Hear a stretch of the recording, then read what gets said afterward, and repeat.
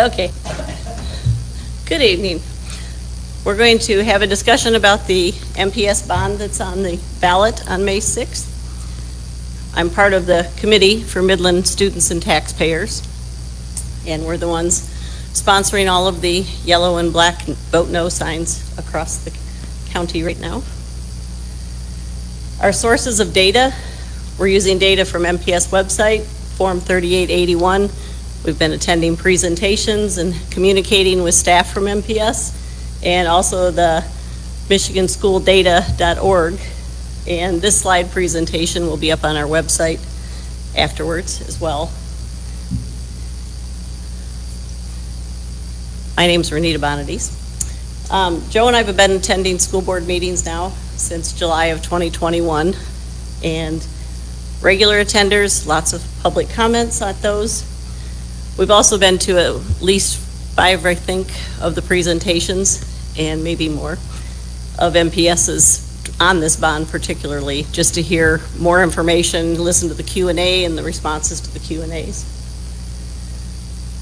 This is just a list of some of the different topics we're going to be covering that have different facets of this bond that may not be covered in the same way publicly, so we want to get the information out there.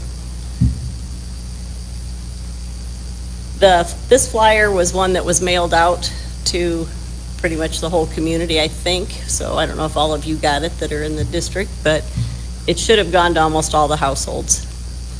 I know we received one at our house. So we're going to kind of cover these in the course of the discussion this evening. First topic is Northeast Middle School, 75 years old. Does it need to be replaced? So one of the sections on that was talking about aging facilities. They discussed the teaching methodologies have evolved and improved over the years. Because of this, MPS facilities must be enhanced to support student learning, which is something we hear about at our school board meetings. There's just a new method to teach that requires a whole different structure in the classroom in order for the kids to learn effectively.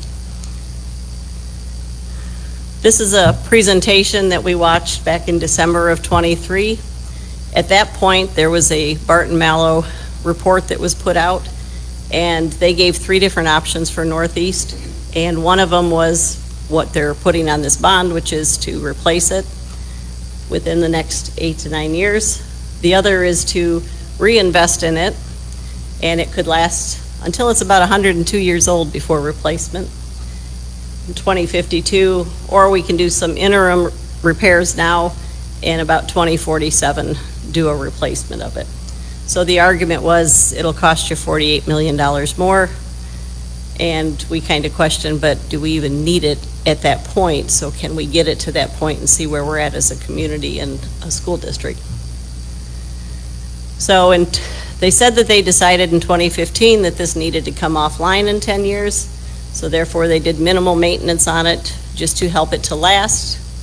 And then all of a sudden we were told not only could it not be refurbished, now we have to replace it, even though if you look at the bond, it's not even proposed for another 9 years. But we're assured it will be kept safe and useful during that 9 years. So we don't know why the narrative changed from the possibility of replacing parts and upgrading as opposed to having to tear down the whole building and replace it. So refresh maybe, but replace we question. This is another report. This is off of their website, and this is the Barton Mallow study that on this, it even shows there was an improvement that could be done. That was never presented to the public as an option. The only option the public was given was this 85 million one up here that said it needs to be replaced. So the public really, as a whole, didn't even know that was an option to do an enhancement to extend the life. I did hear at the Friday meeting that there was a comment that it could cost 41 million. Even the 41 million is here, but that was a running total based on money that was already put in back in like 10 years ago and stuff, as opposed to the current.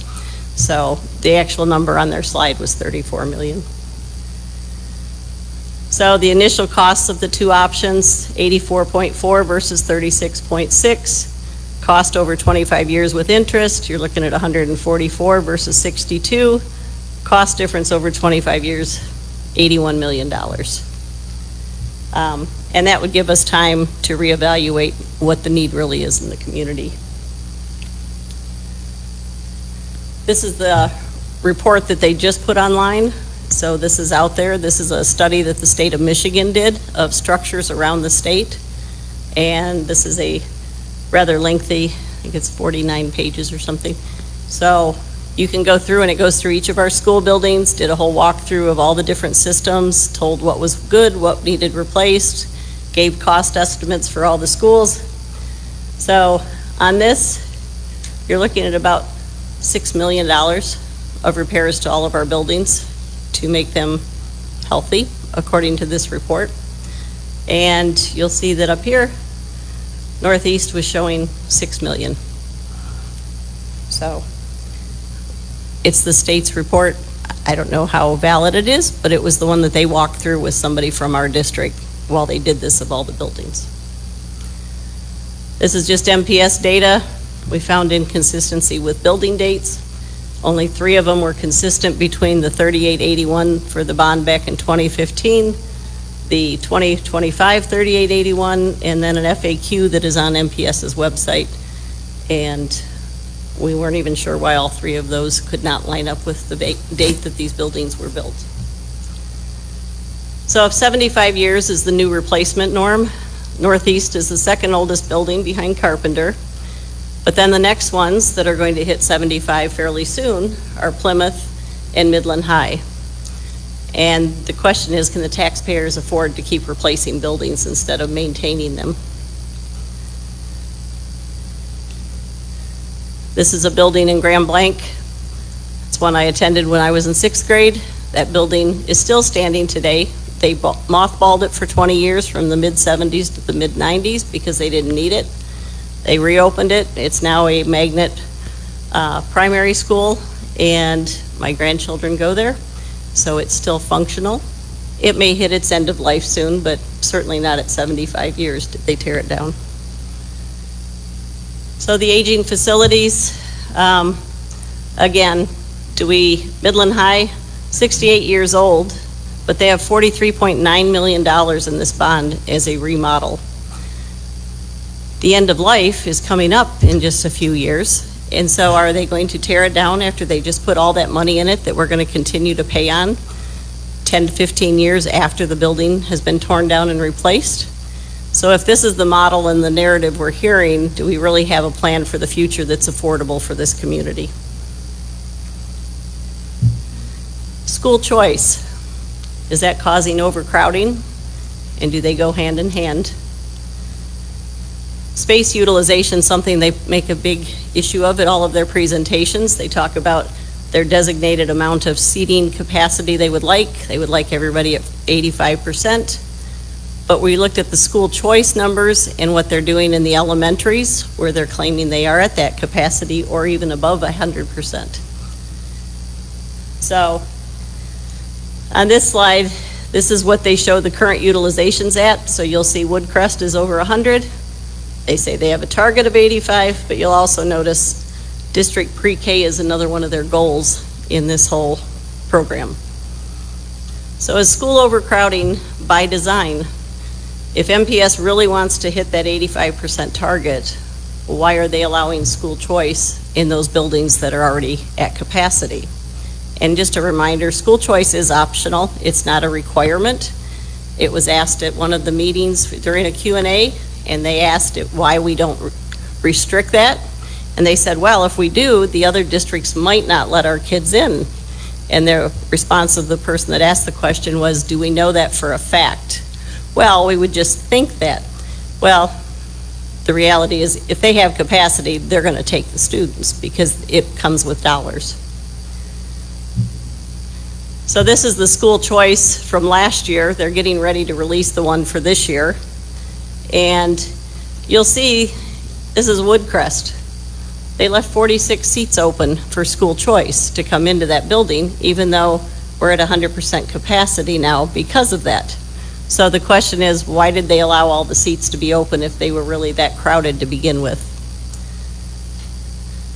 And this is, we actually just got this one updated to 24-25. And you can see the top line, those are the students leaving MPS for school choice. And the blue line are kids coming into the district, which you can see has actually been dropping a little bit for those even choosing to come here. This, you can't read very well, but it'll be on the slide deck to just show where schools, where the students that are coming into the district are coming in from. And this shows where they're enrolling out of the district. So this looks at, this is the data we got for this school year. And again, you'll see how many school choice. Those were resident school choices, which means they moved them within the district by choice. And then you'll see this one at Woodcrest. We still continue to take out of the district people and out of the county even into our schools. So I did a little analysis, just assuming they actually filled all the seats they made available on their request list. And right now we're sitting at 93% in our utilization of our buildings. If I go back and pull out those school choice numbers, we're actually sitting pretty close to 85%. So the question is, are we really serving our students and making them the priority by keeping our capacity at the level we claim is our goal? Or are we more interested in getting the money for the students and we take as many as we can fit and overcrowd our schools? This chart shows you, on this one, the green line is just our students that are in district. The blue is all the students that are coming in through school choice, and this is since 2017. And the orange line down here is our 85% target utilization. So without the school choice coming in, we're actually pretty close to the 85% they say we need to have as a target. This was one of them that they presented in the December of 2023 as a before and after utilization scenario. And they claim after utilization, after the new building is built, that we're going to have utilizations as low as in the 70s at these buildings. But then I was given something by an MPS staff person, administrator, below 75 to 80% may indicate inefficient use, potentially leading to consolidations or closures. So again, it's their data, and you go, it doesn't really make sense, but actually it does, because they're really not opening up as many classrooms as people are being led to believe. So are we really getting what's being promised if our current utilization's 93? Our class size is actually going to be smaller. They tell us, yes, they'll be smaller. Will Northeast have the same capacity? We're guessing, but we don't know what the real projection is.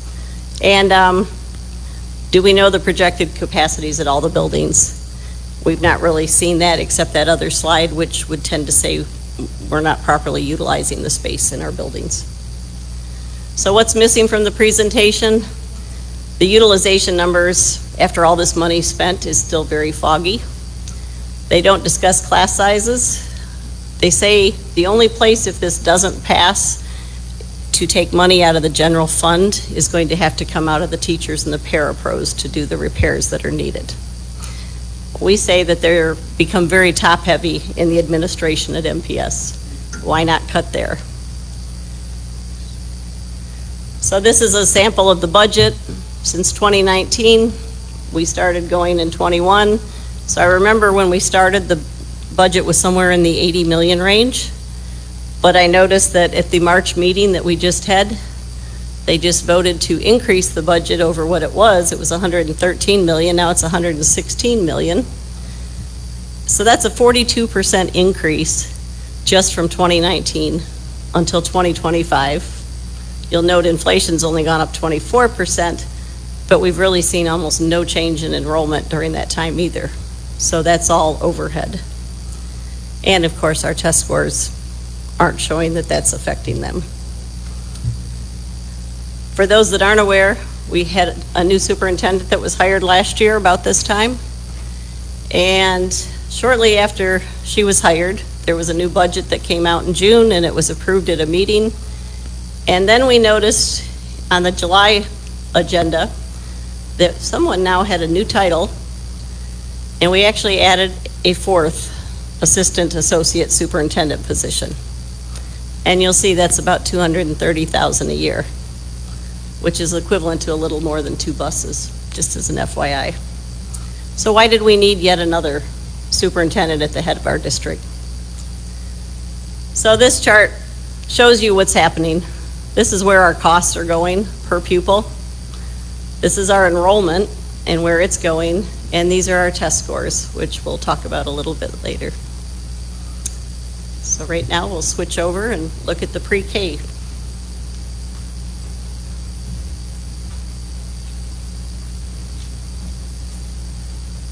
Hi, I'm going to help go over a topic of pre-K. So, Great Start Readiness Program. Turn me. Stand here. Oh, there we go. Okay. Okay, so on the mailer, one of the second points on there is preschool early childhood trends. So, the district already has some pre-K students in this GSRP program. They're in one building. They want to expand this program. So to move these littles and to expand this program, what they want to do is move them into the elementary. So take them from one building and move them into all potentially 7 new buildings. So it's going to require more coordinators, more certifications, allowing these students to be put in an age group that goes up to 5th grade, into a building with all of that, and potentially bus rides. So, right now, their pre-K programs are housed in one building at Old Elementary, Carpenter. It's 99 years old. It still has fireplaces, which is apparently a huge hazard, but right now they're still using that building, so how big of a hazard? Again, they want to expand this because they can only house so many. Even though it's an elementary building, it should have housed how many students at one time. And they want to take it offline, so not continue to use it, and to move it into potentially a new elementary school, plus the other 6 that are existing, 2 classrooms at all of those elementaries across the district. So you can imagine how many students they could fit if they could fill that, but of course, that's where all this utilization is being taken up with, is all these additional students that are now going to be classified elementary. So, and they're going to need new pre-K coordinators and certifications across all of the district elementaries then. Also, if this bond goes through and they no longer need Carpenter Elementary for this pre-K program, they could potentially sell it to generate income. But instead, in the plans for this bond, what they want to do is demolish it. So pay $663K to demolish it. Similarly, what they did with East Lawn. And then they sell the property for some small amount. So they're not really gaining anything back. Instead of using it or selling it. And why do they want to demolish it? Do they want to keep competition out so that we don't have potential new charter schools coming or any other child program that could be put in there? Or it's just a piece of Midland history, and it'd be sad to lose it if it's not really end of life. Pre-K, tuition-free pre-K, is a state program, and the goal is to have 75% of the 4-year-olds in this program. Of course, you get more money for pre-K students to be able to hold them and license them in the room. They need more adults per pupil. But does this, having 2 classrooms added to each elementary school, of course, creates a need for a new elementary school because you're adding 2 new grade levels potentially. But again, it's not legally required. It's an optional program from the state, and they want to put on the taxpayers the cost of these building spaces to bring this pre-K program in.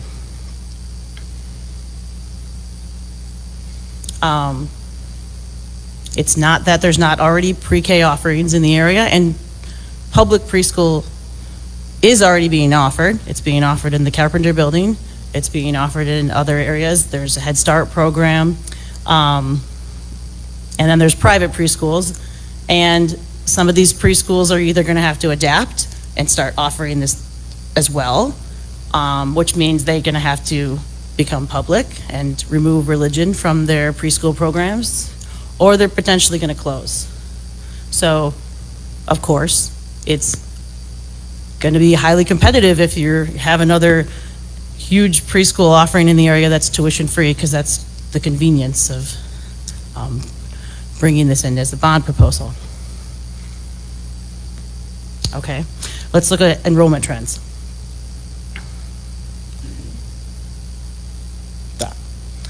Okay, so some conflicting material, or maybe it's not conflicting, maybe it's what they intended. They put out, they said that the population of Midland is moving into the north, so it's moving up into the area north of US 10, and they said 600 plus elementary students are moving to that area. And then on another part of the, or on a part of the mailer, they said 600 pre-K to K5 students.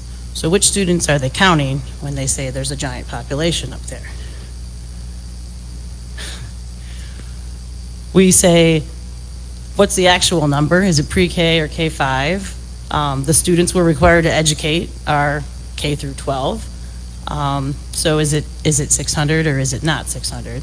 Or is it like more like 300? So the committee asked MPS, and the response was that there's no difference. But we're also told that the enrollment numbers can only count K through 12 for Michigan reporting standards. So there is a difference. But MPS seems to be muddling the numbers and including pre-K, and of course that increases the need for these elementary schools. Oh, sorry.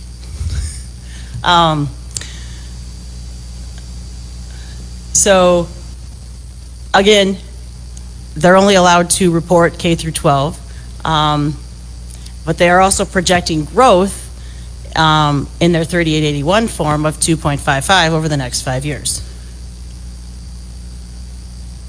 Where if you look at their previous enrollment, this starts back at 2000, it's been dropping. There was a significant drop, and now it's a little more leveled off.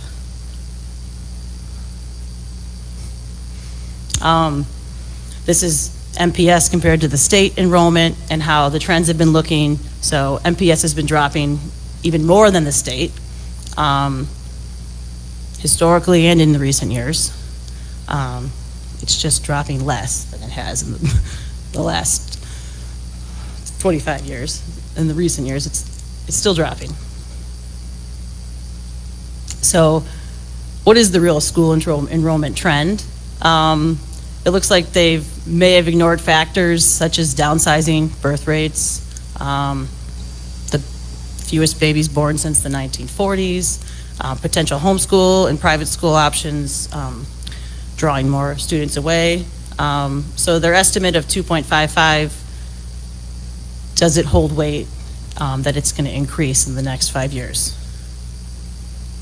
A little myth or fact, they did a projection population study where they pulled out this 2.55 number from, and we questioned some of their the numbers they plugged into the study because they don't quite match what they also reported themselves to the Michigan State Reporting website.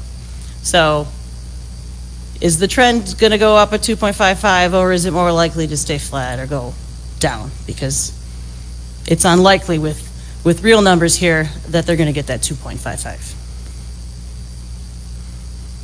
So let's take a look at academic achievement and proficiency now.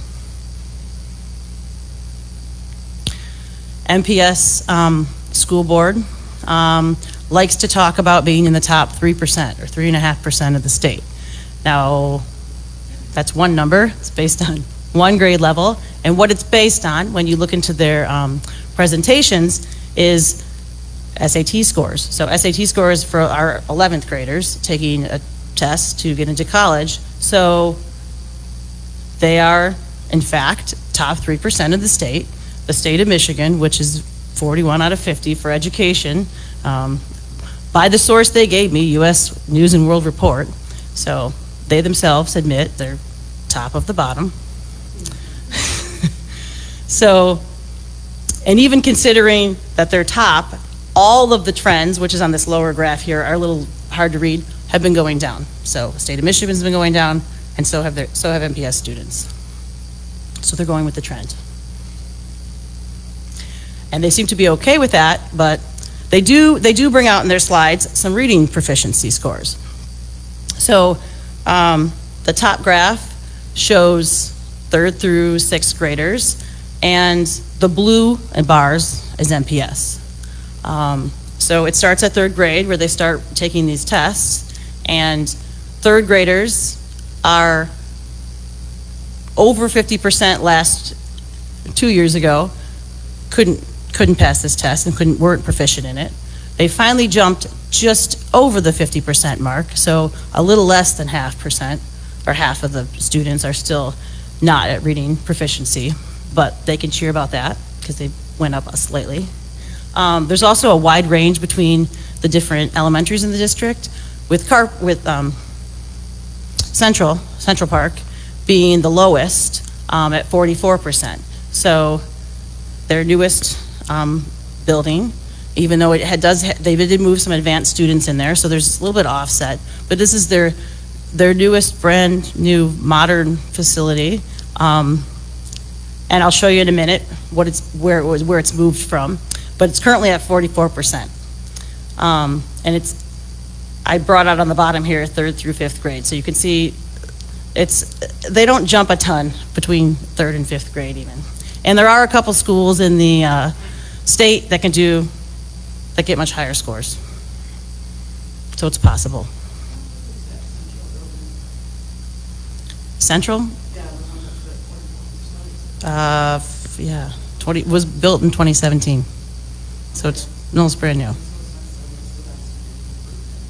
I'm going to show it on the next slide where it went, but yeah, no, they haven't.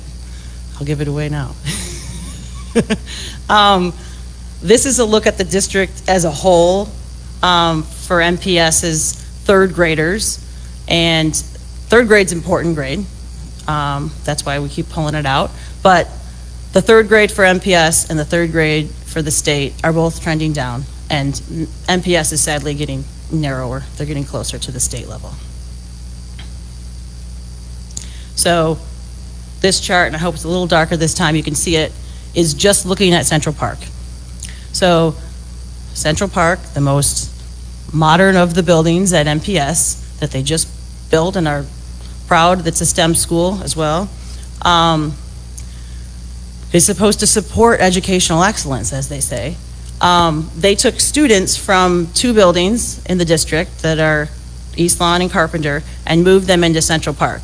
So this is an average of where all those students were testing before, and then the green is Central Park. There's one year where they blipped up real high, but the trend overall of the Central Park students, 3rd graders, hasn't been going up. It has continued to go down. So moving them into this building, has it done anything for them? Their modern furniture, modern classroom settings?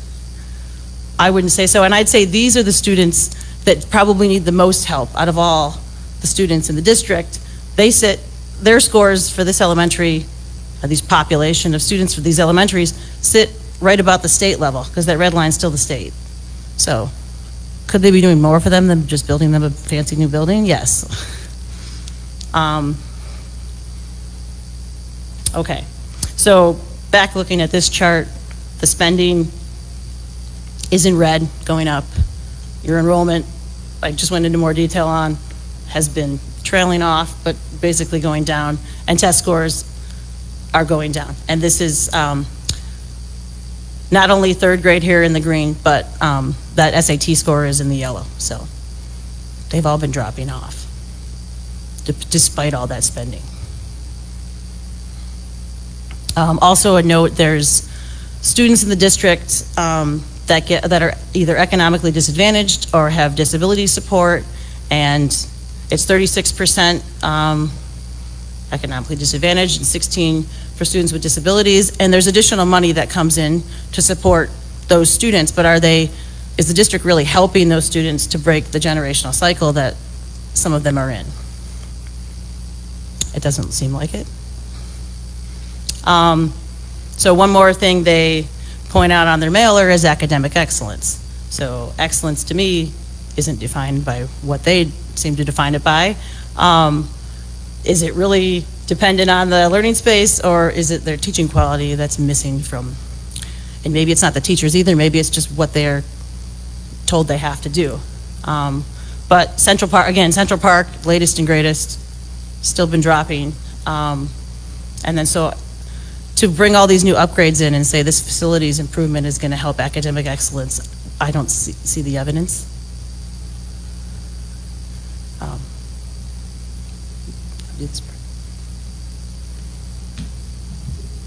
And thank you for that. So we're going to switch over. We've covered a few of the topics now, and then we're going to let Joe take over and handle some of the number side of it and the waste that's going on.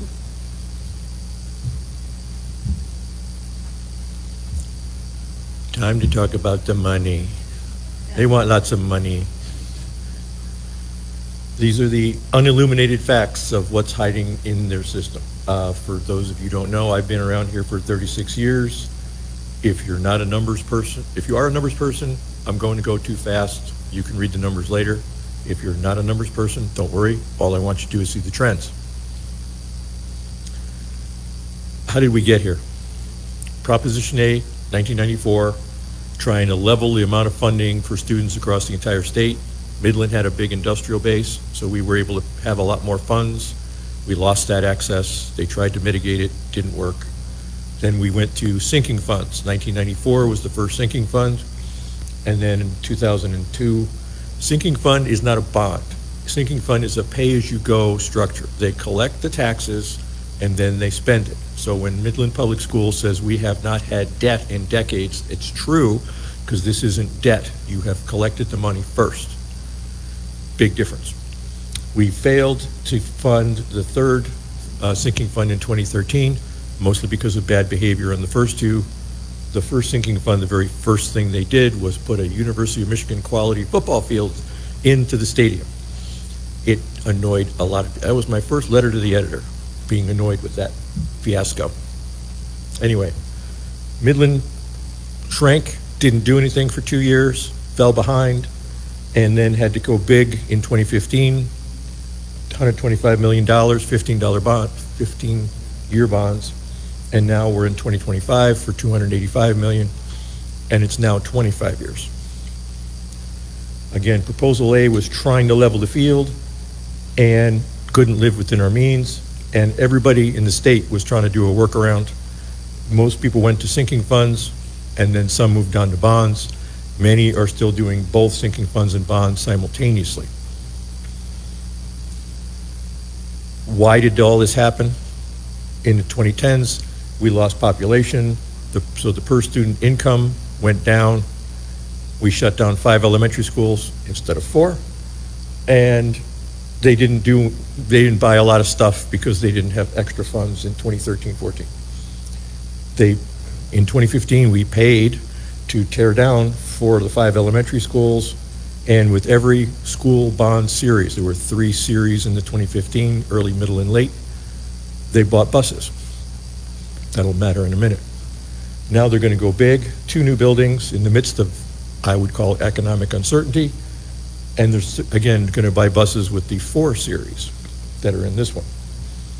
Quick aside, a bus lasts 6 years, and then they get rid of it. It's basically worn out. We have been financing buses with bonds. So we are essentially financing a short-term object with a long-term debt and wasting all that interest, which goes to nothing for the students. They're doing the same thing with cables, wires, networks, servers, routers, Chromebooks, they last 5 years. They throw them away. They're worthless. We're paying for them with 15-year money right now to finish the 2015 bond, and we're going to do it again with 25-year bond debt in the next bond. You have to go through with this. Ballpark numbers, we're wasting $30 million in interest for things that aren't even there anymore. Quick update as to where we are right now, before the election. This is the 2015 bond. We have gotten to the point where we are going to be getting less of a bill for the 2015 bond. You are entitled to this discount. And that's what's going on right now. This is the official bond, all the language in the official bond, ballot. And nowhere in there does it say, we're going to build a school, we're going to build another school, we're going to tear down a school. They're all generalities and vagueness in here, and they have admitted at meetings that they can change the plan if the situation changes. Key sentence, $285 million, general obligation unlimited. That means that they have assigned the debt to the property of the district. You are taking out a second mortgage on your property by voting yes, or by it passing, even if you vote no. And now they're going to 25 years instead of 15. The only thing that says in there is 3.9 mils. It's not 3.25, it's 3.9 because of the discount that you were entitled to. This is how much is being added on what your true baseline is. That's the only interest or millage that they're required to state, because everything after that is an assumption. And I'll go through some of the assumptions that they've made as to what it will look like in the future. After we got that document, this 3881 document, they then immediately put this up on the website, which is unreadable by design. The green, puke green color is 2015, and the rest is your total. If you pull it out, there's blue bars in there. That's really the 2025 bond. And let's move it so that we get rid of the noise. Again, it's really 3.9 on the first year, and it goes up to 4.95 in 2039. It's not really 3.25 until 2051. It's a giant emotional play to make it seem like it's only this much and it's going to stay at this rate. It's staying at that rate because they're they are taking the discount you were entitled to in 2015. Oops. Here's the real costs, et cetera, between the information they are giving to you and what a real 3.9 looks like on the other side.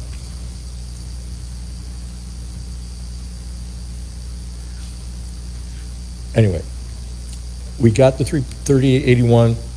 It had a lot of other facts in it. They're believing they will get a 4.75 interest rate on all 4 series over the next 9 years. If that is not achieved, the millage rate will go up, you will pay more. Period. They're going from 15 years to 25 years. Why is it a benefit? Well, because it looks better. It's like buying a car. What do you want your payment to be? Well, we'll charge you this many years, so your payment is down at that level. That's really what they're doing. By making the switch from 15 to 25, they're wasting $88.5 million of interest, which does absolutely nothing for the students. It just makes it sound better. Just to be clear, again, from the state documents that MPS created and submitted, total cost for this whole thing, with the assumptions, $428,333. And so we're 97% of the way to $500 million, so we're just going to call it $500 million. Another assumption, the Midland tax base will increase 1.65% annually for the next 20 years. If it does not achieve that goal, your millage is going to go up. This affects everybody, rentals, everybody will feel this bond if it does go through. This is taxable value oscillations over the last few years. The red is a 5-year running average. You notice it spends a fair amount of time below that orange line, which is the 1.65 assumption. Matter of fact, we have not achieved 1.65 in 7 of the last 10 years. So, they like to talk about the part of the iceberg above the waterline. There's a whole lot underneath the waterline that they don't talk about, etc. This is the financial state of Midland Public Schools. The green is the income, the red is the expenses. Notice green is bigger than red. And that blue line is their general fund or a reserve. Let's look at that a little bit bigger. The reserve has been growing dramatically. It used to run in $7 to $14 million range. They're now up there at 34 million. They've got a $20 million increase in that holding that they have not been spending the money on. It's been sitting on the side, generating interest, we hope. But all the things they talk about being important, security, muddy playgrounds, etc., they haven't been doing it. And there's a pool, buy buses with money that's not costing you lots of money.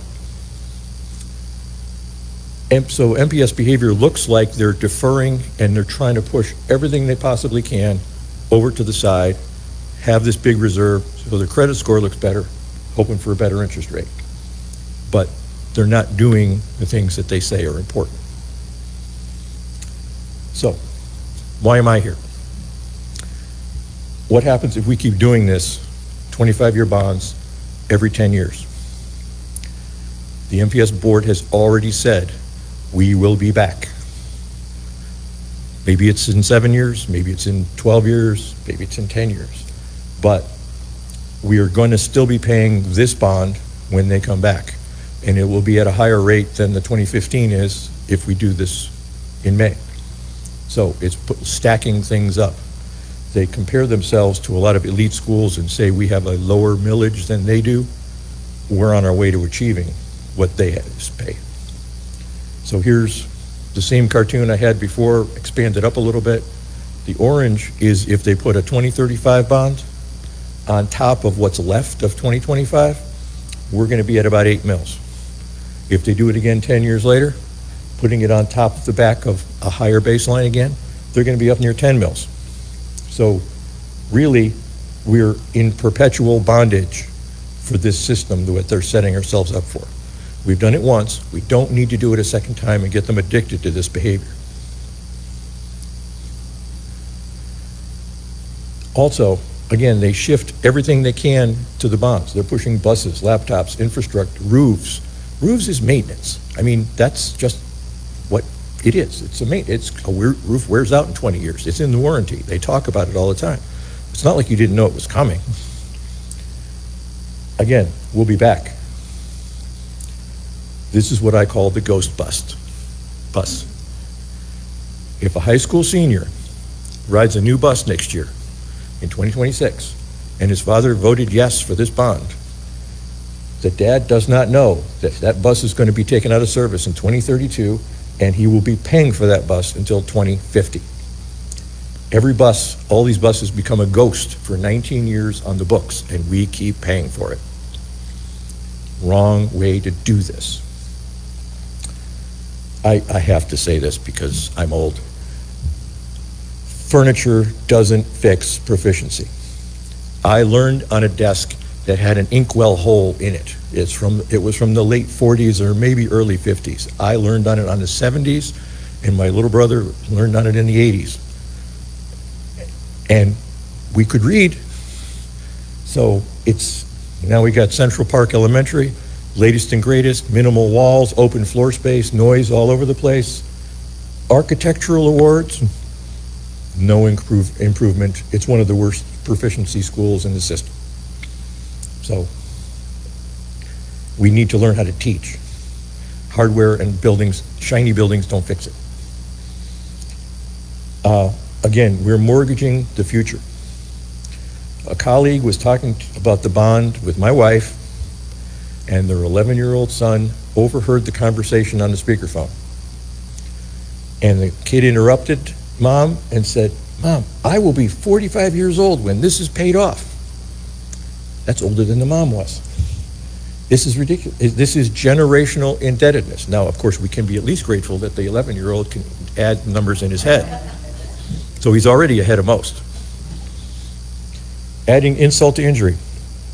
The very first series of the bond that passes, the school is going to take back at least $70,000 or $71,000 to pay for the election that they're imposing upon us, obviously assuming it passes. And then we're going to pay $50,000 worth of interest because it's, again, 25-year money. So, it makes no sense that they're doing it with these methods to do things that are transient. Again, it's too big. There's lots of assumptions built into this, which may or may not come true. We will be in the elite class of debt if they go and do this again after this, and they're paying for a lot of consumables. It's like financing your car for 35 or 40 years. But don't read Consumer Reports before you buy the car. Oh yes, I can be sarcastic. This is what I consider the bond to really be, is a giant beast with all of these heads, and those are all the major issues that are hiding inside this bond. And then it says, "Be quiet, Joe." So now to look at how this is going to impact us and why this election's important. Most of our elections that we go to every 2 years, they're either for a 2 or 4 year period, maybe a 6 or 8. This one's going to affect this community for the next 33 years. So this is why we're making such a big deal about trying to get information out, because we want people to understand the impact that this will have on us. Special elections, as you may know, they count on low voter turnout. That's why it's in May, when people aren't paying attention. They're busy, spring's coming, nice days. Last year in May, we had a special election. It was a millage renewal. 64% of the voters that showed up were 64 and older, and they didn't actually show up, we'll see. There are about 46,000 registered voters in the Midland Public School District. 10,000 are permanent absentee. This time we had a bunch of requests, so it's probably closer to 14,000 this year. And 36,000 of those live within the city limits, and 10,000 are in the adjacent townships. Previous elections, the 2013 sinking fund that Joe talked about that failed, there were 40,690 registered voters. You'll see that 2,304 of them voted no, and 2,081 voted yes. So that was actually defeated with only 10% of the registered voters casting a vote. 90% never even let their voice be heard. 2015 bond proposal, 15-year bond. It passed. 41,000 approximately were registered. 43,090 said yes. 4,390 said yes. 2,848 said no. About 17.5% of the voters showed up. A few more than the previous one. Last year, I pulled the information after the election. Again, here we are, sitting right around 17.5%, which means 37,290 of the voters, again, did not show up. And out of those, 78% of them were absentee. So they weren't even actually at the polls. So this year, and by the way, $133,000 that election cost last year. $85,000 of it was just for the fact that it was a special election that could have been free during a regular election cycle. This year, my guess is it's going to be closer to $95,000 because they've got a whole lot more absentee ballots. Maybe they'll come in at 90. And we also have the fact that we need to encourage other people to vote this time. This $500 million debt over the next 33 years, again, is just too much. It's going to cost this community an amazing amount of money, And as Joe was pointing out, the fact that they made it a 25-year bond, that extra $88 million worth of interest that we're paying for those extra 10 years, that's all money coming out of the local economy, because we're the ones that are going to be paying it to our taxes rather than being able to spend it at local businesses for keeping our community going. And what if someone's already voted? Again, there's about 14,000 absentee ballots already out, so a number have already been cast. If somebody you're talking to, they said, but I already voted, they actually have until April 25th at 5 o'clock. They can go into their local clerk and ask for a new ballot. The clerk will spoil their old ballot and they'll get to recast it. So if they learn something, encourage them to change their vote. Big takeaway, it's just too much money. We have people on fixed income. We've talked to quite a few seniors that say they just can't afford to keep doing more. The Midland Public Schools like to say it's just $1 a day. Well, there's some people that $1 a day they don't have because they're already trying to figure out what they have to give up to put food on the table. You have renters that don't realize that they need to vote too, because this is going to affect the rent. The landlords cannot absorb all of this cost in their businesses. So it will get passed on to renters. So it's important that they get informed. Small businesses, their business buildings, they're going to get taxed, so they're going to have to pass that on to the consumers locally. And we're coming off 4 years with a lot of rising inflation, so people are already feeling financially crunched at this point. So this is a 33-year, $500 million debt, and it's only about a 10-year fix because, as Joe said, they've already been telling us in the meetings that they're going to be back for more. This isn't really fixing the issues in the district.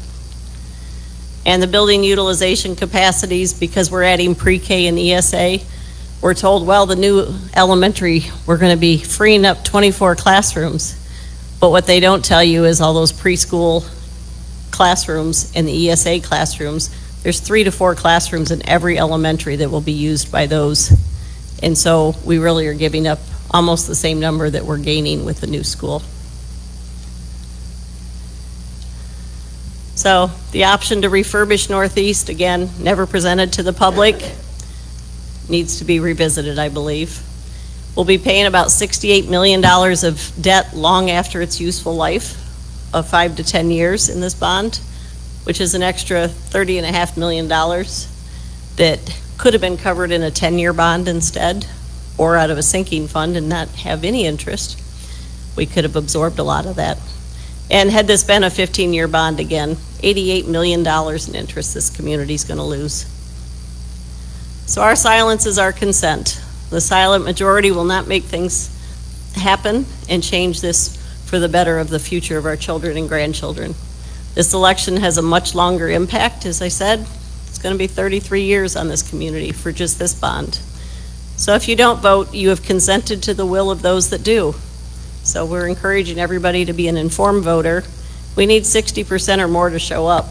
We need to help the community understand the need to get involved in these elections and let their voices be heard.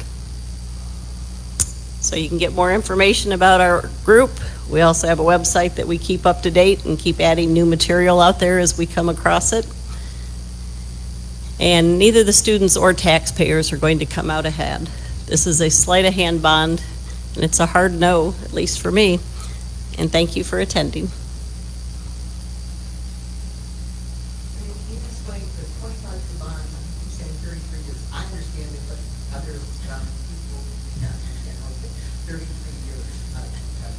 Okay, a 33-year number that we're using. Each series in this bond is for 25 years. This bond is set up to be 4 series. So every time they start a new series, starts a new 25-year window. So they're going to be moving from the first bond goes out 25 years. The second bond's another 25 from that point. So you don't actually start that 4th series until about 9 years in. And so you're adding the 25 around the 8 to 9 year mark. So it'll be 33 years from the first series being issued until the last series is paid off. So that's why it shows as a 33-year bond.